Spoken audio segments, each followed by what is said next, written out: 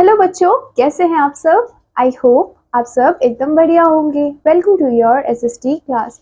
So in previous class we did our chapter number 6 and I hope कि आपने अच्छे से उस चैप्टर को रिवाइज कर लिया होगा। Now in today's class we are going to deal with our next chapter which is chapter number 7 and the title of the chapter is new empires and kingdoms, right. तो इस chapter में हम नए नए empires के बारे में पढ़ेंगे और किंगडम्स के बारे में भी पढ़ेंगे। सो बच्चों, let's start with the chapter. तो Gupta age is considered the golden age of ancient Indian history. तो हम गुप्ता एज को क्या कंसिडर करते हैं कि गुप्ता एज हमारा गोल्डन एज हुआ करता था एंशिएंट इंडियन हिस्ट्री में। एंड जो पीरियड था between the decline of cushions and the rise of Gupta, उसी को ही हम डार्क एजेस के नाम से जानते हैं। नाउ सबसे पहले हम यहाँ पे पढ़ेंगे चंद्रगुप्त फर्स्ट के बारे में। सो Chandragupta first was the real founder of Gupta dynasty। तो आपको ये याद रखना है कि चंद्रगुप्त फर्स्ट कौन थे बच्चों, वो हमारे रियल फाउंडर हुआ करते थे गुप्ता डायनेस्टी के। Now he ruled over India, उन्होंने इंडिया पे राज किया है, रूल किया है फ्रॉम 320 AD to 355 AD तक। And he was the first Gupta king, वो पहले ऐसे गुप्ता किंग थे जिन्होंने अज्यूम किया है title of Maharajadhiraja. Now he ruled over Pataliputra, उन्होंने क्या किया है, उन्होंने राज किया है पाटलिपुत्र के ऊपर। And when he came to the throne, जब वो गद्दी पे बैठे तो जो मगध थे, Magadh was the only territory he ruled. Magadh क्या था बच्चों, एक ऐसी टेरिटरी थी जहां पे उन्होंने राज किया है, रूल किया है। उसके बाद हमने देखा था ही मैरिड दी लच्छवी प्रिंसेस, उन्होंने लच्छवी प्रिंसेस से शादी की है जिनका नाम था Kumara Devi. And with the help of Licchavis उन्होंने क्या किया है, अपना जो उनका एम्पायर था उसको और ज्यादा एक्सटेंड किया है ओवर द साकेत, जो कि क्या है, रीजन है आपके अयोध्या का। उसके अलावा प्रयागराज में भी उन्होंने अपने एम्पायर को एक्सटेंड किया है जो कि इलाहाबाद में है, एंड मगध में तो एक्सटेंड किया ही है। तो हमने यहाँ पे क्या देखा, हमने यहाँ पे इंट्रोडक्शन देखा है about Gupta. Now coming to our next topic which is Samudragupta 355 to 380 AD. Now Samudragupta was the son and successor of Chandragupta। तो बच्चों समुद्रगुप्त कौन थे, वो थे चंद्रगुप्त फर्स्ट के बेटे। And he defeated many territories of India, उन्होंने बहुत सारी टेरिटरीज ऑफ इंडिया को डिफीट किया है और उन्होंने उन टेरिटरीज को जीत के अपने किंगडम में ऐड भी किया है। सो देयरफॉर इसी वजह से हम उनको इंडियन नेपोलियन के नाम से भी जानते हैं। Unlike Napoleon however he was never defeated in battle. तो हमने क्या देखा कि जो नेपोलियन था वो तो बैटल में डिफीट होता था, लेकिन हमारे जो समुद्रगुप्त थे उन्होंने कोई भी बैटल में डिफीट उनको कोई भी नहीं कर पाया। एंड दस he can be said to be given, thus he can be said to be even greater than Napoleon। इसी वजह से हम उनको नेपोलियन से भी बड़ा समझते हैं।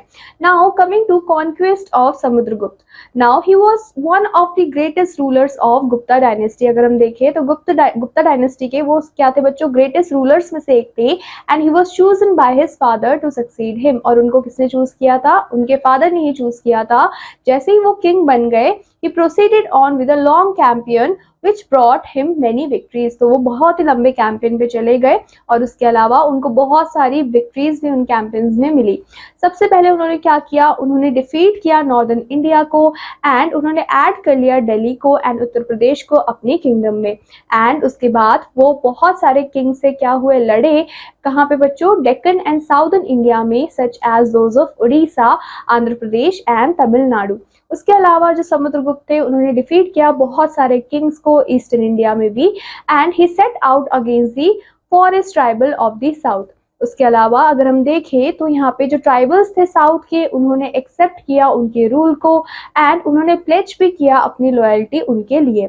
Then he triumphed over the 9 tribal republics of Rajasthan and उन्होंने फर्दर मार्च किया वेस्ट और नॉर्थ की तरफ। तो यहाँ पे आपके जो साका और कुशन थे वो भी किंग थे जो कि एग्री हो गए कि वो क्या करेंगे, वो उनको ट्रिब्यूट पे करेंगे। And the power of Samudragupta extended beyond India, तो उनकी जो पावर थी वो इंडिया से भी काफी बियॉन्ड क्या हो गई, एक्सटेंड हो गई। And the king of Sri Lanka and south east Asia, वो क्या करते थे, वो रेगुलरली अपने जो ट्रिब्यूट है उनको पे किया करते थे। कहाँ पे बच्चों, गुप्ता एम्पायर में। एंड जो गुप्ता एम्पायर था वो मेनली क्या था, कन्फाइंड था आपके नॉर्थन इंडिया की तरफ।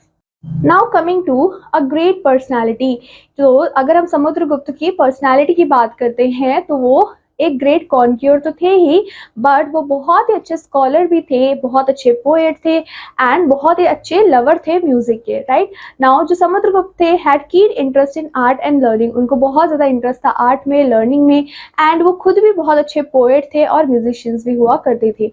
In one of his coins अगर हम देखें तो उनके जो कॉइन है उसमें हमें वो खुद वीणा बजाते हुए दिखते हैं। दो ही वाज अ हिंदू, वो कौन थे बच्चों, हिंदू थे, एंड उन्होंने लेकिन बहुत ज़्यादा रिस्पेक्ट शो करी थी अदर रिलीजन्स के लिए भी, and he was also a patron of learning. Then he worship lord Vishnu, तो वो बच्चों किसको वर्शिप करते थे, वो पूजा करते थे लॉर्ड विष्णु की। Then coming to Chandragupta second 380 to 412 AD। तो बच्चों चंद्रगुप्त जो सेकंड थे उनको हम चंद्रगुप्त विक्रमादित्य के नाम से भी जानते हैं, एंड वो कौन थे, वो बेटे थे समुद्रगुप्त के, and in 380 AD he ascended his throne. तो उन्होंने कब अपने गद्दी पे बैठे, वो 380 AD में अपनी गद्दी पे बैठे, एंड उन्होंने क्या किया, उन्होंने भी एक्सटेंड किया अपनी बाउंड्रीज को, मतलब अपनी एम्पायर की बाउंड्रीज को by the matrimonial alliances with other conquest. उसके अलावा अगर हम शादी की बात करें तो उन्होंने भी मैरी किया with a Naga princess, and अगर हम देखें तो उनकी जो फर्स्ट मिलिट्री अचीवमेंट थी वो वाज हिज वेवरी ओवर बंगाल। उन्होंने क्या किया था, उन्होंने विक्ट्री ली थी over the Bengal, and his greatest victory अगर हम देखें was won over the 3 provinces of western India which is Malwa, Gujarat and काठीवाड़। तो बच्चों इन्होंने तीनों ही जगह पे क्या किया था, तीनों ही जगह पे जीत हासिल की थी। नाउ उसके बाद उन्होंने क्या किया, उन्होंने अज्यूम किया द टाइटल ऑफ विक्रमादित्य, और विक्रमादित्य का मतलब क्या होता है, the son of bravery and power. उसके अलावा यहाँ पे आपको एक देखने को मिलता है साकरी, जिसका मतलब होता है the enemy of Sakas after defeating the Saka chief. Then he maintain friendly relationship with the kings, उनकी जो रिलेशनशिप थे बच्चों किंग के साथ, कहाँ के किंग, जो डेक्कन और साउथ के किंग्स थे उनके साथ उनके रिलेशनशिप काफी अच्छे हुआ करते थे। अगर हम यहाँ पे देखें तो यहाँ पे एक इंसान थे जिनका नाम था फाहिन द चाइनीज ट्रैवलर हुआ करते थे वो। उन्होंने क्या किया, उन्होंने उसी टाइम के दौरान इंडिया में विजिट किया जिस टाइम पे चंद्रगुप्त सेकंड क्या कर रहे थे, रूल कर रहे थे, एंड उन्होंने बहुत ही अच्छी तरीके से क्या किया है, गुप्ता एम्पायर को कॉम्प्रिहेंसिव वे में बताया भी है। Now coming to what are the achievements of Chandragupta Vikramaditya? So the first one is जो चंद्रगुप्त सेकंड थे वो कौन थे बच्चों, वो पैटर्न थे लिटरेचर के एंड आर्ट्स के। उसके अलावा अगर हम देखें तो Kalidas was the greatest literary figure of this age as well. He developed trade relations, उन्होंने क्या किए, बहुत सारे ट्रेड रिलेशंस को डेवलप किए हैं चाइना के साथ, एज वेल एज जो रोम और इजिप्ट थे वो भी इसमें इंक्लूड थे। उसके अलावा इन्होंने इशू भी किया है बहुत ही लार्ज नंबर ऑफ कॉइन्स को, जो कि स्पीक करती है कि कितनी ज़्यादा प्रोस्पैरिटी थी उस टाइम पे जिस टाइम पे गुप्ता एम्पायर एग्जिस्ट करता था। बीइंग हिंदू उन्होंने हमेशा ही लॉर्ड विष्णु को वर्शिप किया है, लेकिन उन्होंने अलाउ भी किया है दूसरे लोगों को ताकि वो अपने रिलीजन्स को भी फॉलो कर पाए। Then we have administration of Chandragupta II. Now, Fahin, the Chinese pilgrim, has written about the efficient administration of Gupta Empire. तो बच्चों यहाँ पे जो चाइनीज ट्रैवलर थे जिनका नाम फाहिन था, उन्होंने बहुत अच्छे से क्या किया है, लिखा है कि कितना ज़्यादा एफिशिएंट एडमिनिस्ट्रेशन हुआ करता था उस टाइम पे। एंड अगर हम गुप्ता डायनेस्टी की बात करते हैं तो वो प्रोड्यूस करते थे a number of able rulers को, and they establish an efficient administration system, और उनका बहुत ही अच्छा क्या था, एडमिनिस्ट्रेशन एक सिस्टम भी था। And there were 3 levels of administration, और उस टाइम पे 3 लेवल हुआ करते थे एडमिनिस्ट्रेशन के, जिसमें से फर्स्ट है आपका सेंट्रल एडमिनिस्ट्रेशन, राइट। तो बच्चों जो किंग थे वो कैरी करते थे टाइटल्स को, जैसे कि आपके महाराज, आदिराज, एंड जो मिनिस्टर्स थे वो सिलेक्ट किए जाते थे on the basis of their personal qualities. अगर हम देखें तो बहुत सारे मिनिस्टर को रिक्रूट किया जाता था ताकि वो क्या कर पाए, ताकि वो किंग को असिस्ट कर पाए उनके एडमिनिस्ट्रेटिव टास्क में, या फिर जैसे कि आपके मिनिस्टर ऑफ जस्टिस हो गए, मिनिस्टर ऑफ वॉर है, मिनिस्टर ऑफ पीस है, तो ये डिफरेंट पोजीशंस हुआ करती थी उस टाइम पे। Then coming to our second one which is provincial administration. तो बच्चों ये क्या होता है, the empire was divided into several provinces. हमने एम्पायर को डिवाइड किया हुआ था प्रोविंसेस के अंदर, जिसको हम उपारिका के नाम से भी जानते हैं। और अगर हम देखते हैं तो यहाँ पे हर एक प्रोविंस कौन हेड करता है, वहाँ का गवर्नर हेड किया करता है, जिसको हम उपारिका महाराज के नाम से भी जानते हैं। अब बच्चों ये जो प्रोविंसेस हैं उनको फर्दर डिवाइड किया हुआ है डिस्ट्रिक्ट के अंदर, और उसको हम वैश्यास बोलते हैं। एंड एंड जो हेड होते हैं डिस्ट्रिक्ट को, उसको हम वैश्यपति के नाम से जानते हैं। एंड जो पर्सन है जिसको पोजीशन किया गया है और जिसको अथॉरिटी सौंपी गई है, वो कौन होते हैं? वो प्रथम कास्ट होते हैं। Now coming to our next one which is local administration. तो यहाँ पे जो विलेज है, विलेज ने क्या किया है? कंटिन्यू किया है to be the basic unit of administration. तो अगर हम देखें तो विलेज क्या है? विलेज सबसे ज्यादा बेसिक क्या है? बेसिक यूनिट है एडमिनिस्ट्रेशन का। और यहाँ पे हर एक विलेज क्या है बच्चों? एक विलेज हेडमैन को चलाता है एंड उसको हम ग्रामिका के नाम से जानते हैं। अब उसकी ड्यूटी क्या होती है? उसकी ड्यूटी होती है to enforce the law and keep the peace, कि लॉ को चलाए रखना और जो शांति है उसको बनाए रखना। एंड उसको असिस्ट कौन करता है? He was assisted by village council comprising the elders of the village. तो मतलब विलेज में जितने भी बूढ़े लोग हैं, जितने भी एल्डर्स लोग हैं, वही लोग क्या करते हैं? वही लोग इसको असिस्ट करते हैं। उसके अलावा यहाँ पे नगरपति भी होते हैं विद द हेल्प ऑफ परिषद, that is the council of citizens which carried on administration in towns and cities. Then we have new system in army.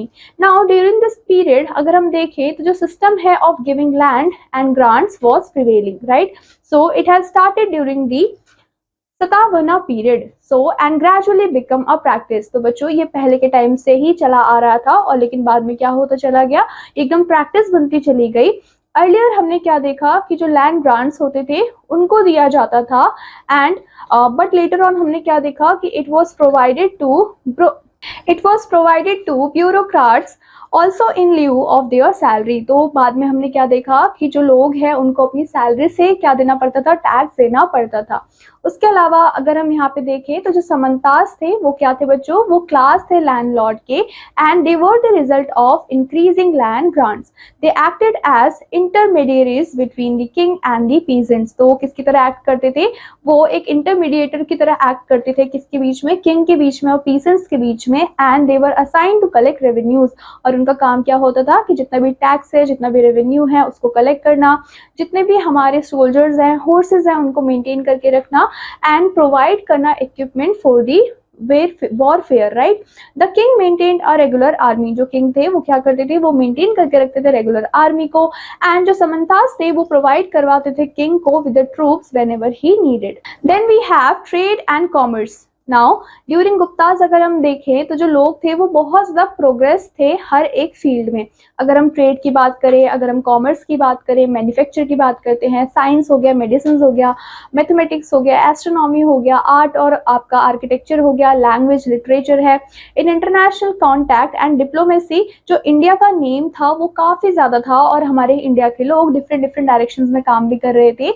अगर हम देखें तो यहाँ पे जो गुप्ता के कॉइन्स है जो कि इशू हुए हैं वो गोल्ड में हमें मिले हैं और देखे गए हैं। और ये हमें क्या शो करता है कि उस टाइम पे बहुत ज़्यादा प्रोस्पैरिटी थी उस पीरियड में जिस टाइम पे हमने गुप्ता डायनेस्टी को देखा है।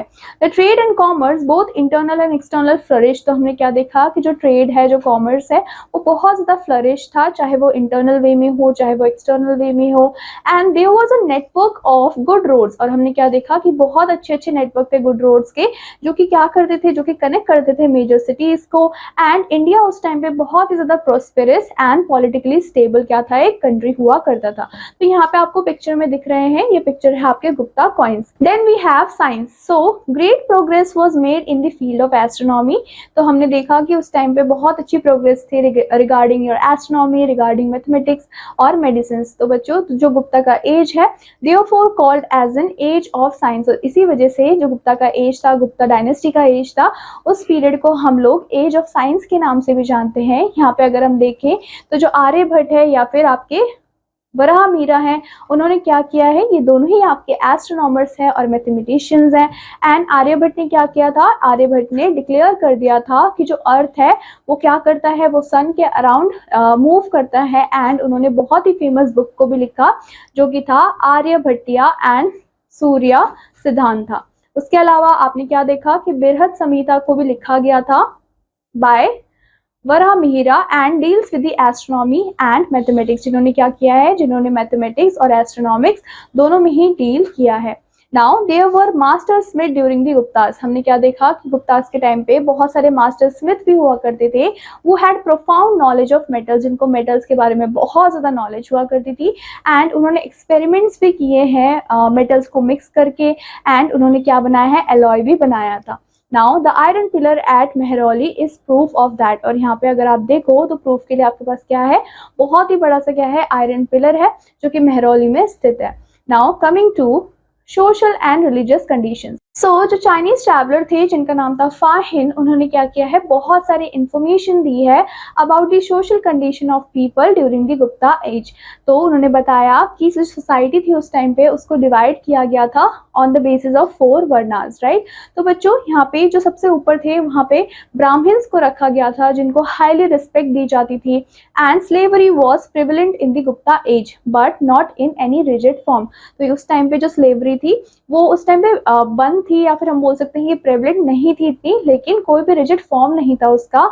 एंड जो अनटचेबिलिटी थी वो प्रैक्टिस होता ही चला गया उस पीरियड में भी। The joint family continue to be the backbones of Hindu society. तो यहाँ पे क्या देखा गया कि जितनी भी जॉइंट फैमिली हुआ करती थी वो बैकबोन थी हिंदू सोसाइटी की।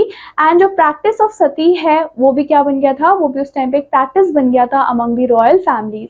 उसके अलावा ब्रह्मा विष्णु महेश उनको वर्शिप किया जाता था उस टाइम पे, because the king were the followers of Hindu religion. क्योंकि जितने भी राजा थे वो क्या थे बच्चों, वो फॉलोअर्स हुआ करते थे हिंदू रिलीजन के। इसी वजह से वो लोग ब्रह्मा विष्णु और महेश की पूजा किया करते थे। शिवा को वर्शिप किया जाता था बहुत सारे अलग अलग नेम्स में, जैसे कि कैलाशनाथ, लोकेश्वर, त्रिलोकेश्वर एक्सेट्रा। ये क्या थे, ये लॉर्ड शिवा के अलग अलग नाम हुआ करते थे। एंड बहुत सारे टेम्पल्स को भी बिल्ड किया गया था उस किंगडम में।